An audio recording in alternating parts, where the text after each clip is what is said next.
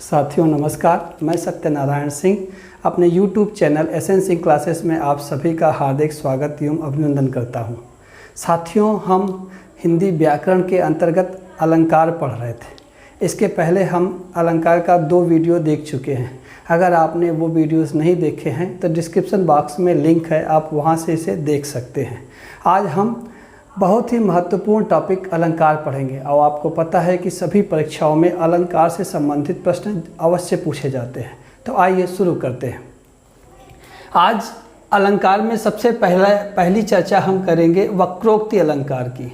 वक्रोक्ति अलंकार क्या है कि जहाँ एक बात एक आशय से कही जाए लेकिन सुनने वाला उसका दूसरा अर्थ निकाल ले। कहने का मतलब यह है कि जो कह रहा है वक्ता वो कोई बात कह रहा है, उसके कहने का मतलब दूसरा है, लेकिन जो सुन रहा है श्रोता उसका मतलब अलग निकाल लेता है। वहाँ पे अब वक्रोक्ति अलंकार होता है, जहाँ बात किसी एक आशय से कही जाए और सुनने वाला उससे भिन्न दूसरा अर्थ लगा ले, वहाँ पे वक्रोक्ति अलंकार होता है। जैसे श्याम मुरली मनोहर कृष्ण बरसाने गए हैं और राधा के द्वार पे दस्तक दे रहे हैं।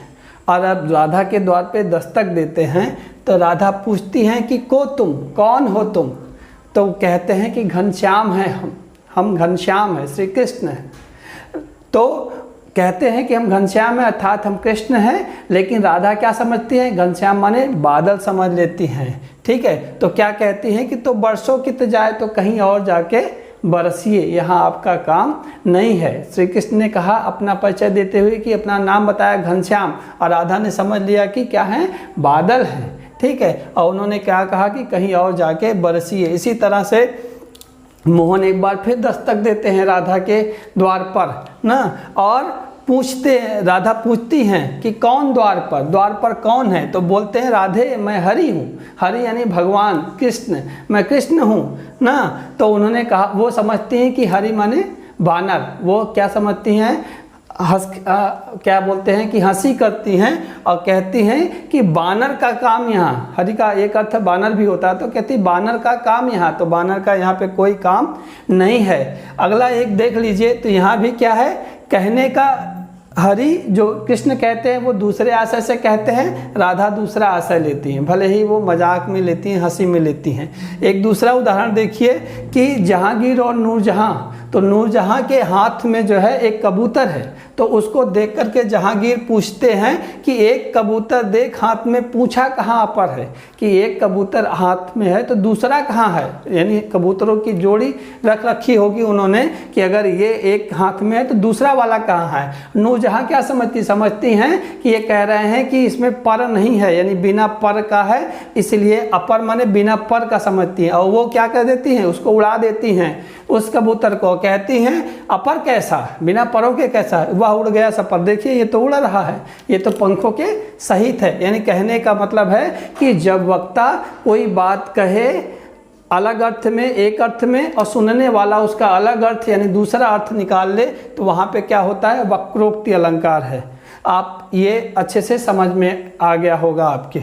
आगे बढ़ते हैं। वीप्सा अलंकार, जब मन के भाव यानी घृणा, आदर, सुख, शोक, विस्मय, इन सब मन के भावों को व्यक्त करने के लिए कोई शब्द 2 बार दोहराया जाए तो वहाँ पे क्या होता है? वीप्सा अलंकार होता है। ध्यान रखिएगा, मन के भाव घृणा, आदर, हर्ष, शोक, विस्मय को प्रकट करने के लिए शब्द दोहराया जाए तो वहाँ पे वीप्सा अलंकार होता है।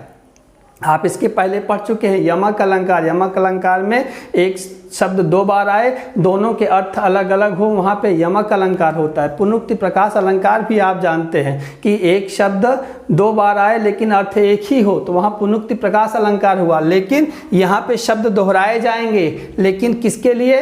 मन के भाव प्रकट करने के लिए। मन के भाव क्या क्या? घृणा होगी, आदर, हर्ष, शोक, विस्मय, इन सबको प्रकट करने के लिए, मन के भाव को प्रकट करने के लिए जब शब्द दोहराए जाएं तो वहाँ वीप्सा अलंकार होता है। जैसे छी होता है ना, छी हटो ना, राम किसी को दे रहे, राम कितना गलत काम किया उसने, चुप मतलब किसी को चुप मतलब अपने भाव को प्रकट, देखो मतलब मन के भाव को प्रकट करने के लिए जब शब्दों की पुनरावृत्ति हो तो वहाँ वीप्सा अलंकार। तो आपको याद रखना है यमक, वीप्सा और पुनरुक्ति प्रकाश अलंकार। सब शब्दालंकार हैं। तो यमक क्या है, शब्द 2 बार आएगा, एक से अधिक बार आएगा, दोनों का अर्थ अलग अलग होगा। पुनरुक्ति प्रकाश में क्या होगा, शब्द 2 बार आएगा, अर्थ एक ही होगा ना। लेकिन यहाँ पे क्या, शब्द 2 बार आएंगे, लेकिन वो किसको प्रकट करेंगे, मन के भावों को प्रकट करेंगे, घृणा, आदर, हर्ष, शोक, विस्मय। तो वहाँ विपसा अलंकार, जैसे हा हा इन्हें रोकने को टोक न लगाओ तुम, हा हा इन्हें रोकन को टोक न लगाओ तुम, यानी रोकने के लिए इन पे आप उनको टोको ना, मतलब रुकावट ना डालो।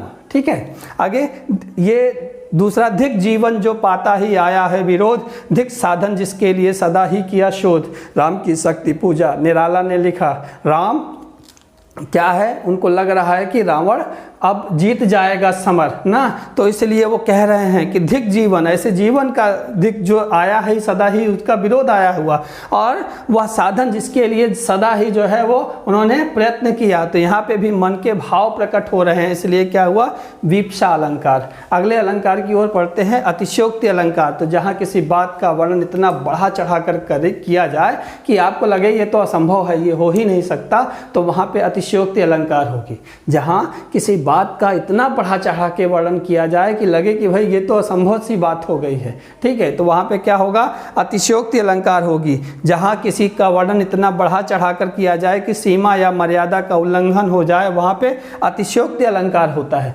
उदाहरण देखिए, हनुमान की पूंछ में लगन न पाई आग, हनुमान की पूंछ में आग लगने न पाई, लंका सिगरी जल गई, गए निशाचर भाग। सारी लंका जल गई, मतलब हनुमान की पूंछ में लगली आग लगी नहीं कि सारी लंका जल गई और सारे राक्षस भाग गए। मतलब ये अतिशयोक्ति, बहुत बढ़ा चढ़ा के, भाई वो लंका कोई घास का ढेर नहीं है कि पूंछ में आग लगी, वो भाग कैसे, सूखी घास है गर्मी के दिनों की, जल गई ना। अरे लंका श्रीलंका है आज का, इतना देश है वो, और उस देश को जलाने में कुछ तो टाइम लगा होगा ना।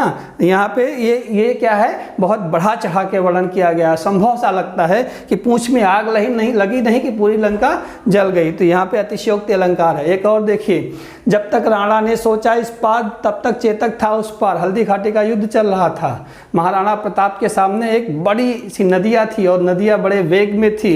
वो जब राणा सोच रहे थे कि इसे कैसे पार किया जाए, और जब तक राणा ने सोचा नहीं, चेतक राणा समेत उस पार था। तो ये भी क्या है, असंभव सी बात कही जा रही है कि सोचने से ही चेतक जो है नदिया को पार कर गया, तब वो क्या है, ये असंभव सी बात है। इसलिए कौन सा अलंकार हुआ, अतिशयोक्ति अलंकार हुआ। एक और देखिए, देखी सुदामा की दीन दशा करुणा करके, करुणा निधि रोए, अब पानी परा तो को हाथ छुयो नहीं, नैनन के जल से पग धोए।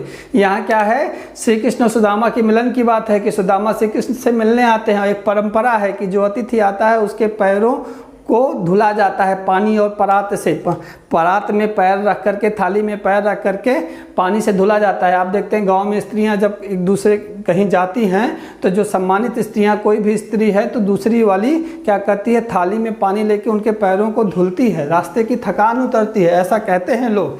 लेकिन यहाँ पे श्री कृष्ण क्या करते हैं, उनके आंखों से आंसुओं की वो धारा बह के निकली कि उन्होंने पानी परात को हाथ ही नहीं लगाया, अपने नैनों के जल से ही उनके पैर धुल दिए। तो ये भी क्या है, अतिशयोक्ति बात है। इसलिए क्या हुआ, अतिशयोक्ति अलंकार। तो अतिशयोक्ति अलंकार जहाँ किसी बात को बहुत बढ़ा चढ़ा के कहा जाए, जो लगभग असंभव सी बात हो, तो वहाँ पे कहेंगे कि ये अतिशयोक्ति अलंकार है। एक और देख लीजिए, मानवीकरण अलंकार, मतलब मानव से इतर। मानवीकरण अलंकार, मानव से इतर दूसरी वस्तुओं में, चाहे जड़ पदार्थ हो, चाहे प्रकृति की दूसरी चीज हो, और चाहे दूसरे प्राणी हो, उनको अगर मानव के जैसा दिखाया जाए या मानव के जैसा बताया जाए तो वहाँ पे मानवीकरण अलंकार होता है। जहाँ मानवेतर, मानवेतर माने मानव से इतर प्राणियों या जड़ पदार्थों पर मानवीय भावनाओं का आरोप होता है, वहाँ मानवीकरण अलंकार होता है। हमने कहा कि मानव से इतर, मानव को छोड़ करके दूसरे प्राणी हों या दूसरे प्रकृति की कोई दूसरी तत्व हो, दूसरे पदार्थ हों, उन पे मानव का आरोप कहा जाए कि मतलब उन्हें मानव जैसा दिखाया जाए, तो मानवीकरण अलंकार होता है। जैसे मेघ आए बड़े बन-ठन के संवर के, साल भर बाद मेघ आ रहे हैं, और कैसे आ रहे हैं, जैसे गांव शहर के दामाद हों, गांव में आए हों बड़े बन ठन के।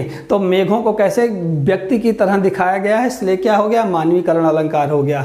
एक चीज़ और देख लिए, दिवसावसान का समय, मेघमय आसमान से उतर रही संध्या सुंदरी परी सी। दिवस के अवसान का समय था, संध्या के समय था, संध्या जो हो रही थी वो आसमान पे धीरे धीरे सूरज अस्त हो रहा था और संध्या आ रही थी।